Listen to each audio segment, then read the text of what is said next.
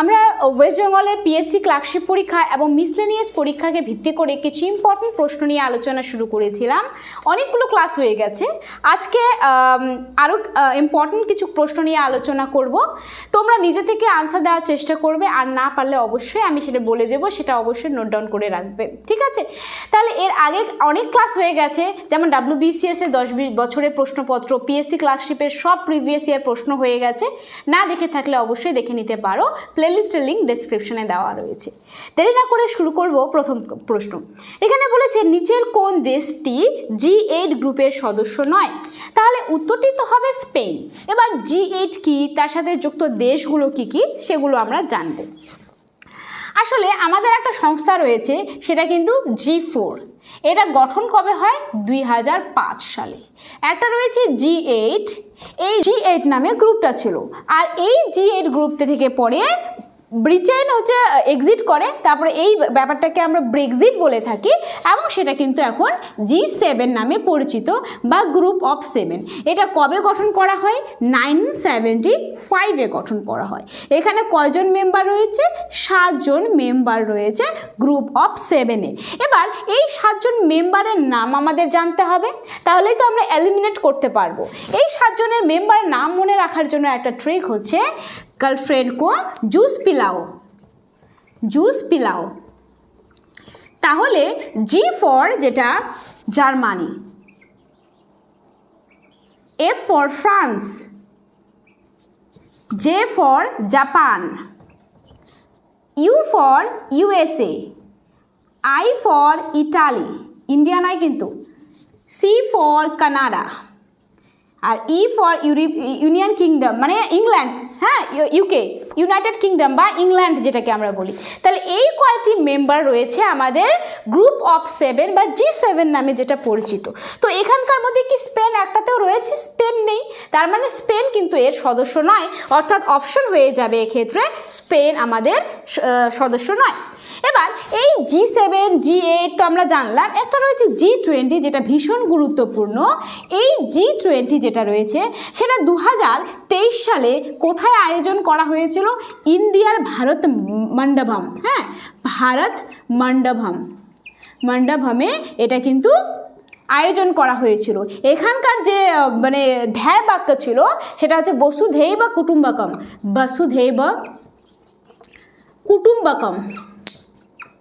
কুটুম্বকম। আর এই কথাটা কোন উপনিষদ থেকে নেওয়া হয়েছে? সেটা মহা উপনিষদ থেকে। তাহলে এটাও কিন্তু পরীক্ষায় আসে। এবার এই G20 যেটা রয়েছে, G20 মিটিংটা তো আমাদের ইন্ডিয়াতে হয়েছে। তো নেক্সট যে মিটিংটা হবে G20-র, সেটা কিন্তু কোথায় হবে? ব্রাজিলের মধ্যে। কিন্তু সেটা আর G20 নেই, G21 হয়েছে। কারণ ইন্ডিয়াতে যখন হোস্ট করা হয়েছিল তখন আরেকটা কিন্তু ইউনিয়ন এখানে যুক্ত হয়েছে। তো G20-তে কি রয়েছে আসলে? আগে কি ছিল? G20 তো ছিল, তো সেখানে কি ছিল? এক্ষেত্রে 19টি দেশ ছিল, 19টি দেশ প্লাস ইউরোপিয়ান ইউনিয়ন ছিল। আর এই ইউনিয়নটার মধ্যেই তো 27টি কিন্তু দেশ ছিল, ঠিক আছে? তো এতগুলো নিয়ে ছিল আমাদের G20। কিন্তু এর পরেও আরও কি যুক্ত হয়েছে? তাহলে 19টি দেশ ছিল, ইউরোপিয়ান ইউনিয়ন ছিল, এবার আবার আফ্রিকান ইউনিয়ন কিন্তু যুক্ত হয়েছে। কি বললাম? এটা হচ্ছে আফ্রিকান ইউনিয়ন, এটা কিন্তু যুক্ত হয়েছে। এর ক্যাপিটাল হচ্ছে আদিস আবাবা। এটা হচ্ছে কি ক্যাপিটাল, ঠিক আছে? ভীষণ গুরুত্বপূর্ণ এই প্রশ্নটি। তাহলে G21-এ 21তম মেম্বার কিন্তু আফ্রিকান ইউনিয়ন। এখানে আফ্রিকান ইউনিয়ন বা আফ্রিকার মধ্যে যে 50টি দেশ রয়েছে সেখানে কিন্তু এর মেম্বার হবে, ঠিক আছে? তাহলে এই G20 এটা গঠন কবে হয়েছিল? 1999 সালে। আর এই যে ইউরোপিয়ান ইউনিয়ন বলি, এক্ষেত্রে কিন্তু 27টি মেম্বার বর্তমানে রয়েছে। এবার পরের প্রশ্নে চলে আসবো। এখানে বলেছে অলিভার টুইস্ট গ্রন্থটি কার লেখা? এটা কার লেখা? এটা চার্লস ডিকেন্সের লেখা দ্য অলিভার টুইস্ট। তাছাড়া তিনি আরও কিছু বই লিখেছিলেন, two tale of a city. এই বইটি কিন্তু ভীষণ গুরুত্বপূর্ণ। আরেকটি যেটা হচ্ছে ডেভিস চিপারফিল্ড, হ্যাঁ, ডেভিস চিপারফিল্ড এই গ্রন্থটি কিন্তু তিনিই লিখেছিলেন। কে লিখেছিলেন? যে প্রশ্নের যে উত্তরটা রয়েছে চার্লস ডিকেন্স, সেই চার্লস ডিকেন্সই কিন্তু এই 3টা বই লিখেছেন, এই 2টা আর অলিভার টুইস্ট। ঠিক আছে, এবার পরের প্রশ্নে আমরা চলে যাব। পরের প্রশ্নে বলা হয়েছে কত সালে র্যামেন ম্যাগসেসে অ্যাওয়ার্ড দেওয়া শুরু হয়। তাহলে প্রশ্নটি হচ্ছে আমাদের ramen Magsaysay award, ramen Magsaysay. এই অ্যাওয়ার্ডটি আসলে কোথায় দেওয়া হয়? ফিলিপিন্সে দেওয়া হয়। ফিলিপিন্সের যে ক্যাপিটাল মানিলা, সেই মানিলা থেকে কিন্তু এই অ্যাওয়ার্ডটা কিন্তু দেওয়া হয়।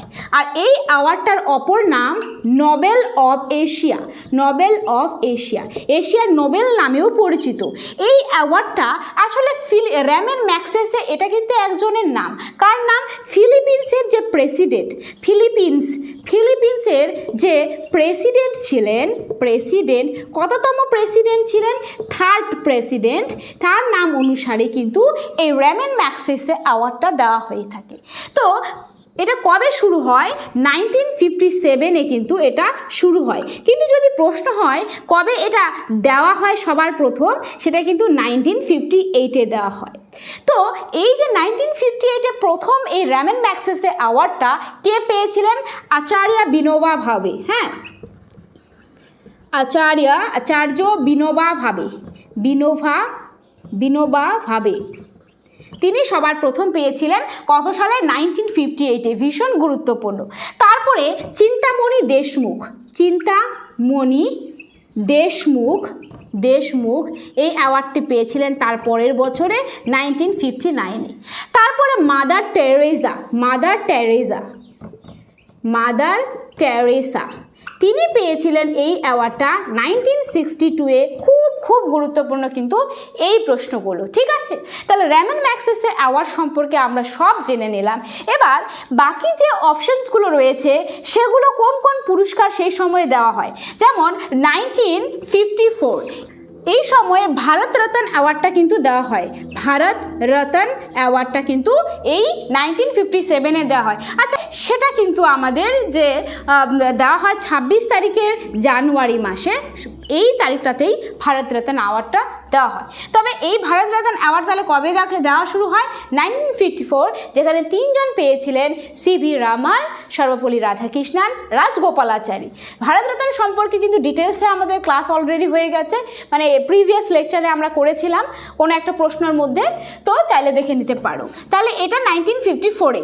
এবার বাকি যেটা অপশন রয়েছে 1991, এই সময় কিন্তু বেশ বিখ্যাত কিছু অ্যাওয়ার্ড দেওয়া হয়। সেই অ্যাওয়ার্ডগুলো কি?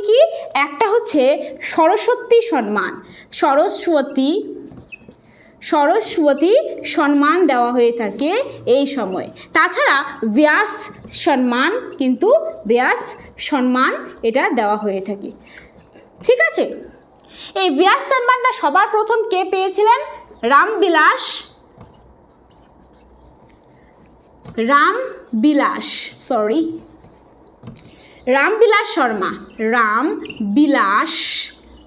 শর্মা তিনি সবার প্রথমে ব্যাস অ্যাওয়ার্ডটা কিন্তু পেয়েছিলেন। আর সরস্বতী সম্মান তো এবার 2024-এ প্রভাজি পেয়েছেন, কিন্তু সবার প্রথম সরস্বতী সম্মানটা কে পেয়েছিলেন সেটা কিন্তু আমাদের হরিবংশ রায়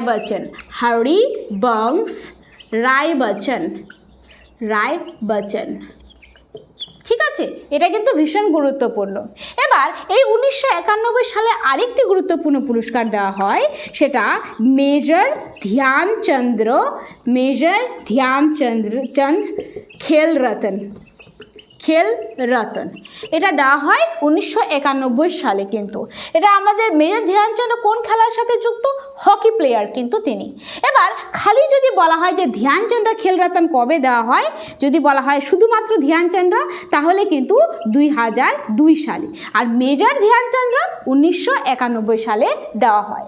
এবার এই অপশনগুলোর মধ্যে আরেকটি সাল রয়েছে, যেটা 1917 সাল, তাই তো? 1917 সালে যে অ্যাওয়ার্ডটি দেওয়া শুরু হয় সেটার নাম হচ্ছে পুলিৎজার পুলিৎজার, এটা কিন্তু পত্রকারিতার জন্য দেওয়া হয়, পত্রকারিতার জন্য এটা দেওয়া হয়। আরেকটা রয়েছে পিটজার, পিটজার কিন্তু আর্কিটেকচারের জন্য দেওয়া হয়। হ্যাঁ, এটা পিটজার অ্যাওয়ার্ডটা দেওয়া হয়, আর পুলিৎজার অ্যাওয়ার্ড 1970-তে দেওয়া হয়। ঠিক আছে, আর এটা পত্রকারিতার অ্যাওয়ার্ড। এবার এই যে আমি বললাম পিটজার অ্যাওয়ার্ড যেটা আর্কিটেকচারের জন্য দেওয়া হয়, সেটা একমাত্র ভারতীয় বালকৃষ্ণ তিনি কিন্তু পেয়েছিলেন 2008 সালে। এরপরে কিন্তু কোনো ইন্ডিয়ান আর এই পিটজার অ্যাওয়ার্ডটা পাননি। ঠিক আছে, তাহলে অ্যাওয়ার্ড সম্পর্কে আমরা কিছু গুরুত্বপূর্ণ প্রশ্ন এখানে আলোচনা করলাম। এবার দেখে নেব নেক্সট প্রশ্নে কি বলা হয়েছে। এখানে বলেছে যে নিম্নলিখিত কোন স্থানটির ভৌগোলিক নাম পবিত্র ভূমি। তাহলে উত্তরটি কি হবে? প্যালেস্টাইন। প্যালেস্টাইন মানেই হচ্ছে পবিত্র ভূমি। এবার তার সাথে যুক্ত যে অপশনগুলো রয়েছে, বাগদাদ। বাগদাদ কার রাজধানী? এই যে বাগদাদ রয়েছে, বাগদাদ কার রাজধানী? ইরাক। ইরাকের রাজধানী হচ্ছে বাগদাদ। তারপরে রয়েছে মানামা। এই যে মানামা সেটা কিন্তু বাহরিনের রাজধানী। আর এই মানামার কারেন্সির নাম কি? এই দিনার, মানে দিনার কিন্তু এর কারেন্সি এর নাম। আর ইরাকের যে রাজধানী সেটা হচ্ছে বাগদাদ। এবার পরে যেটা রয়েছে অমৃতসর। অমৃতসর কোথায় রয়েছে? পাঞ্জাবের মধ্যে, গোল্ডেন টেম্পলের জন্য বিখ্যাত। এটা যেটা আসলে আমাদের 4 নাম্বার গুরু রামদাস তিনি তো অমৃতসরটা বানিয়েছিলেন, কিন্তু এই 5 নাম্বার গুরু যেটা অর্জুন দেব ছিলেন, অর্জুন দেব তিনি কিন্তু অমৃতসরের মধ্যে হর মন্দিরটা বানিয়েছিলেন। আর এই হর মন্দিরটা দেখার জন্য কে এসেছিলেন? রাজা রঞ্জিত সিং এসেছিলেন এবং তিনি সেখানে সোনা দিয়ে চাদর দিয়েছিলেন বলে এটাকেই স্বর্ণ মন্দির বলা হয়, গোল্ডেন টেম্পল বলা হয়। পাঞ্জাবের অমৃতসরে অবস্থান করেছে। এবার চলে যাব নেক্সট প্রশ্নে। এবার পরের প্রশ্নে বলেছে সূর্যের পরে পৃথিবীর দ্বিতীয় নিকটতম নক্ষত্র কোনটি? তাহলে নিকটতম বলেছে, যদি ইংরেজি মানেটা জানো তাহলেই উত্তরটা করে দিতে পারবে। Proxima century. প্রক্সিমা মানে কি? যেটা পাশে অবস্থান করে, তাই তো, তাকে প্রক্সিমা বলে। তার প্রক্সিমা সেঞ্চুরি হচ্ছে আমাদের সূর্যের নিকটতম কিন্তু নক্ষত্র। তাহলে এটা উত্তর হয়ে যাবে অপশন নাম্বার সি। এবার এই যে সূর্য রয়েছে আমাদের, সূর্য যেটা সব শক্তির উৎস, এই সূর্যের যে আউটার লেয়ার, সব থেকে বাইরের লেয়ারটাকে বলা হয়, আউটার যে লেয়ারটা থাকে সেটাকে বলা হয় করোনা। ঠিক আছে, এবার যে লেয়ারটা আমরা বাইরে থেকে দেখি, বাইরে থেকে আমরা যে লেয়ারটা দেখতে পাই সেটা হচ্ছে আমাদের ফটোস্ফিয়ার। আর ভেতরে যেটা তাপ বেশি সেটাকে তো কোর বলাই হয়ে থাকে। আর এটা কি ধরনের ডোয়ার্ফ? এটা কিন্তু ইয়েলো ডোয়ার্ফ। আর এই ডোয়ার্ফ কেমন করে তৈরি হয় সে রিলেটেড একটা থিওরি রয়েছেন, যেটা চন্দ্রশেখর দিয়েছিলেন। চন্দ্রশেখর, আর তিনি একটা সংখ্যা ধরেছিলেন 1.44, যেটাকে বলা হয় চন্দ্রশেখর লিমিট বলা হয়, লিমিট। আর এই জন্যই তিনি কিন্তু নোবেল পেয়েছিলেন 1983-তে। ঠিক আছে, এবার এই যে সূর্যের মধ্যে হাইড্রোজেন আর হিলিয়াম গ্যাস লক্ষ্য করা যায়, তো এই দুটা থেকে কি হয়? নিউক্লিয়ার ফিউশন হয়। কি হয়? এই দুটার মধ্যে নিউক্লিয়ার ফিউশন বা নিউক্লিয়ার সংযোজন হয়। এর ফলেই কিন্তু এনার্জি প্রডিউসড হয়ে থাকে, যেটা হচ্ছে আমাদের সব এনার্জি সোর্স হয়ে থাকে আমাদের সূর্য। এবার এই যে নিউক্লিয়ার ফিউশন হয় সেটাকে ভিত্তি করে আমরা হাইড্রোজেন বোম বানাই। পারমাণবিক বোম তো নিউক্লিয়ার খণ্ডনের ফলে সৃষ্টি হয়, কিন্তু হাইড্রোজেন বোমটা কিন্তু আমরা নিউক্লিয়ার ফিউশনের ফলেই তৈরি করে থাকি। ঠিক আছে, এবার এই যে আমাদের সূর্য রয়েছে, তার সাথে রয়েছে অনেকগুলো গ্রহ, তো এর মাঝখানে আমাদের রয়েছে অ্যাস্ট্রয়েড বেল্ট। এটা কোন দুটি গ্রহের মাঝখানে অবস্থান করে থাকে? বুধ, শুক্র, পৃথিবী, মঙ্গল। তার মানে মঙ্গল গ্রহ আর বৃহস্পতি বৃহস্পতি গ্রহের মাঝখানে অবস্থান করে কিন্তু অ্যাস্ট্রয়েড বেল্ট। এবার এই যে বৃহস্পতি গ্রহ, এটা তো সবথেকে বড় গ্রহ, এর যে স্যাটেলাইটটা রয়েছে, উপগ্রহটা রয়েছে, সেটাও কিন্তু সবথেকে বড় স্যাটেলাইট আমাদের, ঠিক আছে? তার নাম কিন্তু গ্যানামাইট। গ্যানামাইট এটা সবথেকে বড় উপগ্রহ আমাদের সোলার সিস্টেমের মধ্যে। আর টাইটান নামক একটা রয়েছে, টাইটান উপগ্রহ, এটা কোথায় রয়েছে? শনির মধ্যে। শনি যে রয়েছে তার উপগ্রহ হচ্ছে টাইটান। এবার একটা রয়েছে হ্যালির ধূমকেতু। হ্যালির ধূমকেতু, হ্যালির ধূমকেতু কত বছর পর পর আমরা দেখতে পাই? 76 বছর পর কিন্তু আমরা হ্যালির ধূমকেতুটা দেখতে পারি। কত বছর? 76 ইয়ার্স পর পর কিন্তু দেখতে পারি। এবার চলে যাব পরের প্রশ্নে। আমাদের বলা হয়েছে দার্জিলিং হিমালয়ান রেলওয়ে কত সালে ইউনেস্কো ওয়ার্ল্ড হেরিটেজ সাইটের তকমা পেয়ে যায়? তাহলে এই যে ইউনেস্কো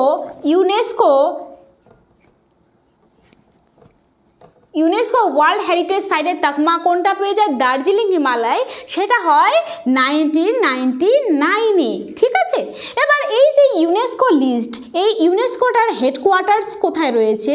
সেটা কিন্তু প্যারিসে রয়েছে। প্যারিস কার রাজধানী? ফ্রান্সের রাজধানী। এই ইউনেস্কো ওয়ার্ল্ড হেরিটেজ সাইটের যে বর্তমানে হেড রয়েছেন তার নাম আন্ধে আজোলা, ঠিক আছে? আর এই যে আমাদের কি হয়, যে গুরুত্বপূর্ণ সাইটসগুলো রয়েছে সেগুলো ইউনেস্কো রিকগনাইজ করে, তাই তো? তাহলে ইউনেস্কো সাইট বর্তমানে ইন্ডিয়ার মধ্যে কতগুলো রয়েছে? ইন্ডিয়ার মধ্যে রয়েছে কিন্তু আমাদের 42টা, ঠিক আছে? এবার এই 40তম সাইটটার নাম হচ্ছে ধোলাভিরা। 41তম যেটা ছিল সেটার নাম হচ্ছে শান্তি নিকেতন। 42তম যেটা রয়েছে হোয়েলেশ্বর, কর্ণাটকের মধ্যে যেটা অবস্থান করে। কেয়ারটি মানে কর্ণাটক। এটা 42তম ইউনেস্কো ওয়ার্ল্ড হেরিটেজ সাইট। তো এরকম অনেক ওয়ার্ল্ড হেরিটেজ সাইট রয়েছে যেগুলো সালগুলো জিজ্ঞেস করা হয়। এগুলো তো রিসেন্ট, কিন্তু যেগুলো পুরনো রয়েছে সেগুলো সাল জিজ্ঞেস করা হয়। তো কয়টা আমরা ইম্পর্টেন্ট যেটা সেগুলো আমরা জানবো। যেমন দার্জিলিং রেলওয়ে স্টেশন 1999, এটা আমরা জানলাম। ঠিক তেমনই কালকা সিমলা, এটা কিন্তু কি, এটা একটা ঘোরার জায়গা, হরিয়ানার মধ্যে অবস্থান করে থাকে। হরিয়ানা, এটা যেটা সিমলা যদিও আমাদের হিমাচল প্রদেশে, কিন্তু কালকা সিমলা রেলওয়ে স্টেশনটা ওই হিমাচল প্রদেশ এবং হরিয়ানার মধ্যে এটা অবস্থান করে, যেটা 2008 সালে ইউনেস্কো ওয়ার্ল্ড হেরিটেজ সাইটের অন্তর্ভুক্ত করা হয়। সাঁচি কোথায় রয়েছে? এটা মধ্যপ্রদেশে রয়েছে। আর সারনাথ উত্তরপ্রদেশে, তাই তো? সাঁচি স্তূপটা ইউনেস্কো ওয়ার্ল্ড হেরিটেজ সাইট পেয়ে যায় 1989 সালে। এবার পাট্টাডাকাল, এটা কোথায় রয়েছে? এটা কর্ণাটকের মধ্যে রয়েছে এবং এটা ইউনেস্কো ওয়ার্ল্ড হেরিটেজ সাইট পেয়ে যায় 1987-এ, ঠিক আছে? এবার ঠিক তেমনই রয়েছে ভীমবেটকা গুহা তো প্রাচীনতম, যেখানে আমাদের মহাভারতের যে গল্পগুলোকে কিন্তু তুলে ধরা হয়েছে এই গুহাচিত্রর মধ্যে। এই ভীমবেটকাটা ইউনেস্কো ওয়ার্ল্ড হেরিটেজ সাইট হয় 2003 সালে। ঠিক তেমনি খেজুরাহোটা হয় 1986 সালে। হাম্পি কোথায় রয়েছে? এটা কর্ণাটকের মধ্যে রয়েছে। এটা ইউনেস্কো ওয়ার্ল্ড হেরিটেজ সাইট হয়ে থাকে। মহাবালেশ্বর রয়েছে, এটা গুরুত্বপূর্ণ। মহাবালেশ্বর এটা কোথায় রয়েছে? তামিলনাড়ুর মধ্যে। কত সালে ইউনেস্কো ওয়ার্ল্ড হেরিটেজ সাইট হয়? 1984 সালে। তাহলে এই কতগুলো সাইটস কিন্তু ভীষণ গুরুত্বপূর্ণ, অবশ্যই মনে রাখতে হবে। লালকৃষ্ণ বুয়া নিম্নলিখিত কোন বিষয়ের পরাদর্শী ছিলেন? তিনি কিন্তু হিন্দুস্তানি খেয়াল মিউজিকের পরাদর্শী ছিলেন। আচ্ছা, এই হিন্দুস্তানি খেয়াল মিউজিকের সঙ্গে আরেকজনের নাম আমরা জানি, তার নাম আমির খসরু। তিনি কিন্তু তোতা পাখি নামে পরিচিত। ভারতের তোতা পাখি, তাই তো? তোতা পাখি বা প্যারট অফ ইন্ডিয়া নামে পরিচিত।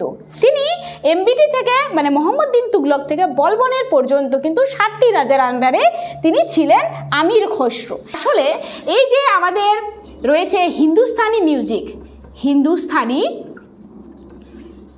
খেয়াল বা মিউজিক খেয়াল, এটা কিন্তু আসলে নর্থ ইন্ডিয়ার মধ্যে প্রচলিত। যেমন যদি বলা হয় কত্থক, কত্থক সঙ্গে কত্থক যে ডান্সটা রয়েছে তার সাথে যুক্ত যে আমাদের মিউজিক সেটা কি অবশ্যই হিন্দুস্তানি মিউজিক। এবার সাউথ ইন্ডিয়ার যতগুলো রয়েছে সেইগুলোর মধ্যে যে মিউজিকটা হয় সেটা হচ্ছে কর্ণাটকা মিউজিক। হ্যাঁ, কর্ণাটক মিউজিক, কর্ণাটক খেয়াল যেটাকে বলা হয়, কর্ণাটক খেয়াল। এটা সাউথ ইন্ডিয়ার মধ্যে যে ক্লাসিক্যাল ডান্সগুলো রয়েছে সেগুলো লক্ষ্য করা যায় কর্ণাটকা খেয়ালের মধ্যে। কিন্তু একটা রয়েছে কথাকলি, কথাকলি এটা কোথায় অবস্থান করেছে? এটাও কিন্তু কেরালা রাজ্যের মধ্যে অবস্থিত, মানে কেরালা রাজ্যের একটা শাস্ত্রীয় নৃত্য। কিন্তু এক্ষেত্রে এটা তো তাহলে কর্ণাটক খেয়াল হওয়ার দরকার ছিল, কিন্তু এটাই এক্সেপশন। এই কথাকলি যদিও সাউথ ইন্ডিয়ার, তবুও এক্ষেত্রে যে খেয়ালটা গাওয়া হয় সেটা কিন্তু কর্ণাটকি খেয়াল নয়। তাহলে সেটা কি? সোপান সং, সোপান, সোপান সং হয়ে থাকে। হ্যাঁ, সোপান সঙ্গীত ভীষণ মনে রাখতে হবে। কথাকলি বেশি কথা বলতে নেই, না হলে স্বপ্নের মধ্যে সেগুলো বলবে। তাহলে কথাকলি সোপান সঙ্গীতের সঙ্গে যুক্ত। এবার আরেকটা রয়েছে মণিপুর, মণিপুর যেটা নর্থ ইস্টের মধ্যে রয়েছে, সেটা তার যে ডান্স সেটা মণিপুরি ডান্স। এর সাথে যে যুক্ত মিউজিকটা রয়েছে সেটার নাম কিন্তু নাট মিউজিক, নাট মিউজিক ভীষণ গুরুত্বপূর্ণ। নাট মিউজিক কিন্তু মণিপুরের সাথে যুক্ত, ওর অনেক মানি, তাই ও হচ্ছে এক্সট্রা করে নাট মিউজিক সে অ্যাড করেছে। এভাবে কিন্তু আমরা এটা জানতে পারি। ফাদার অফ কর্ণাটকা মিউজিক কাকে বলা হয়ে থাকে সেটা কিন্তু ভীষণ গুরুত্বপূর্ণ। পুরন্দর দাস, পুরন্দর দাসকে কি বলা হয়? ফাদার অফ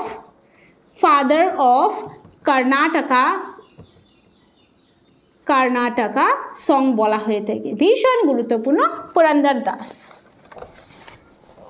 এবার পরের প্রশ্নে আমরা চলে যাব। বলা হয়েছে নিম্নলিখিত কোনটি ভারতের পরিচ্ছন্নতম railway station? Mumbai railway station. আমরা জানি যদি বলা হয় রেলওয়ে স্টেশনের মধ্যে সবথেকে পরিষ্কার কোনটা, তাহলে সেটা হয়ে যাবে মুম্বাই।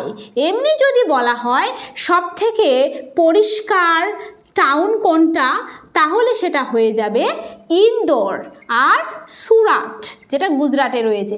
ইন্দোর কোথায় রয়েছে? মধ্যপ্রদেশে রয়েছে। যদি বলে সবথেকে পরিষ্কারতম রাজ্য কোনটি, তাহলে সেটা অবশ্যই মহারাষ্ট্র এখন কিন্তু সবথেকে পরিষ্কারতম রাজ্যের মধ্যে পড়ে। ঠিক আছে, গুরুত্বপূর্ণ পয়েন্টস কিন্তু। কিন্তু রেলওয়ে স্টেশনের মধ্যে সবথেকে পরিষ্কার কিন্তু মুম্বাই রেলওয়ে স্টেশন। এবার এই যে আমরা রেলওয়ে বলি, এটা পৃথিবীর মধ্যে যদি ভারতের র্যাঙ্ক দেখা যায় তাহলে ৪র্থতম র্যাঙ্ক করেছে ভারত, ইন্ডিয়া। কিন্তু এবার এশিয়ার মধ্যে যদি দেখা যায় তাহলে এশিয়ার মধ্যে কিন্তু আবার এশিয়ার মধ্যে প্রথম র্যাঙ্ক করেছে আবার ইন্ডিয়া, তাই তো। এবার এই যে আমাদের রেলওয়েগুলো রয়েছে কতগুলো জোনে ভাগ করা যায়। এই রেলওয়ে জোন কয়টি রয়েছে? 18টি কিন্তু রেলওয়ে জোন।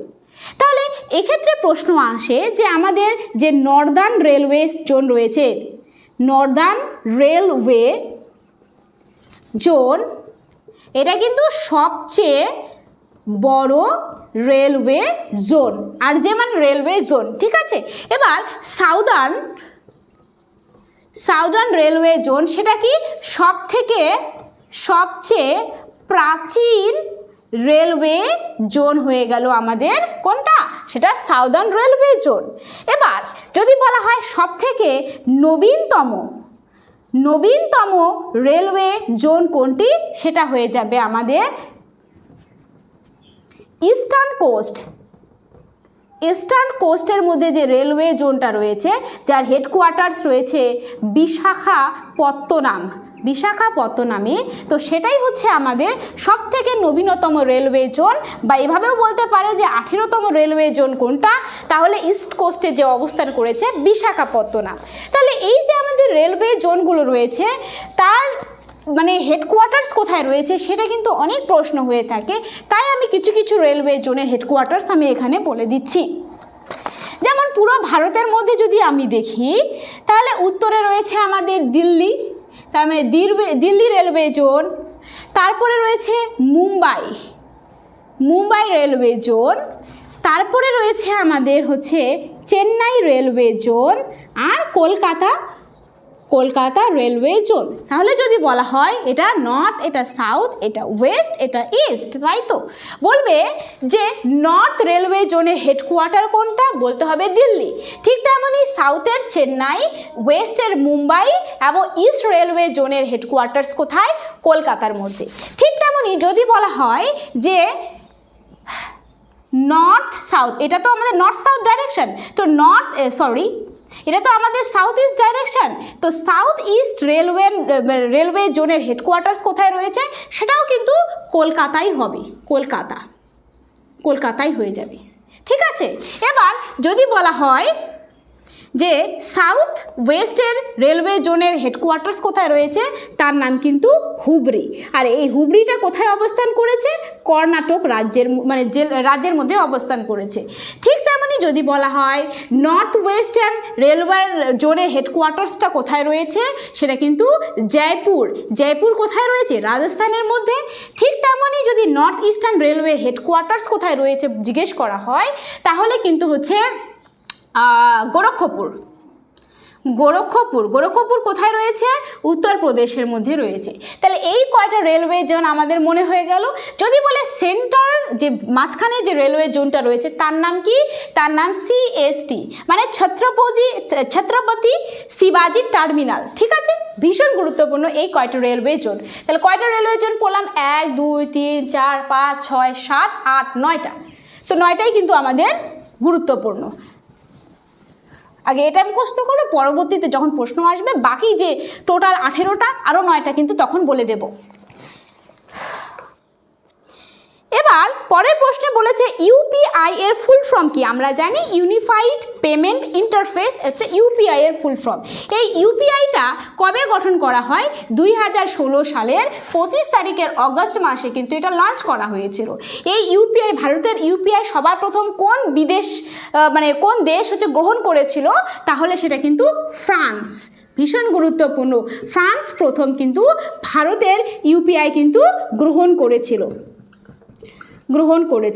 টোটাল কিন্তু এখন 11টি দেশ রয়েছে যেটা ইউপিআই গ্রহণ করেছে ভারতের। হ্যাঁ, এবার এই যে ইউপিআই, ইউনিফাইড পেমেন্ট ইন্টারফেস, তো এটা হচ্ছে এনপিসিআই কিন্তু দেখাশোনা করে। এনপিসিআই মানে ন্যাশনাল, আমি এটা লিখে দিচ্ছি, national payment corporation of India. এটা কবে গঠন করা হয়, 2008 সালে গঠন করা হয়।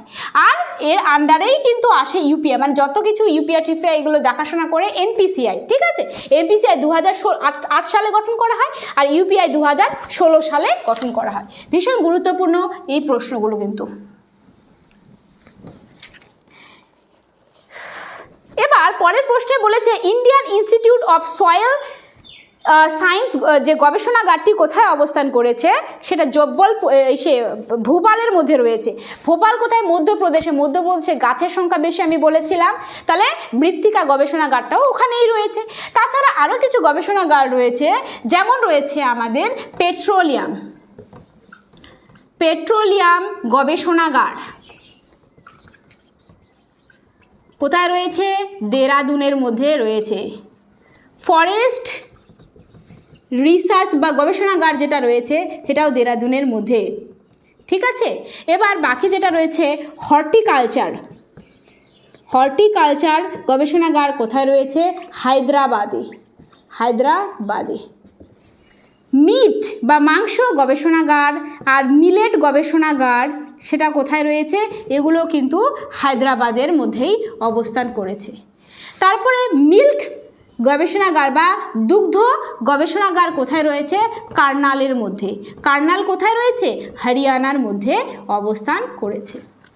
ঠিক তেমনই এটা আমি মুছে দিচ্ছি, এখানে কৃষি গবেষণাগার কোথায় অবস্থান করেছে, এটা কিন্তু দিল্লির মধ্যে অবস্থান করেছে কৃষি গবেষণাগার।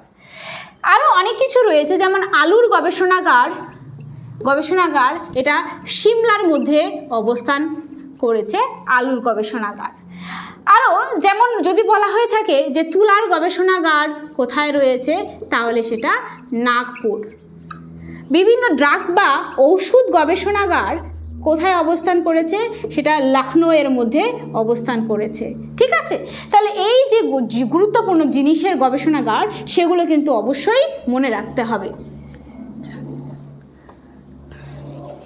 তাহলে আজকের ক্লাস এটুকু পর্যন্ত। নেক্সট ক্লাসে আরও গুরুত্বপূর্ণ কিছু প্রশ্ন নিয়ে আলোচনা করব।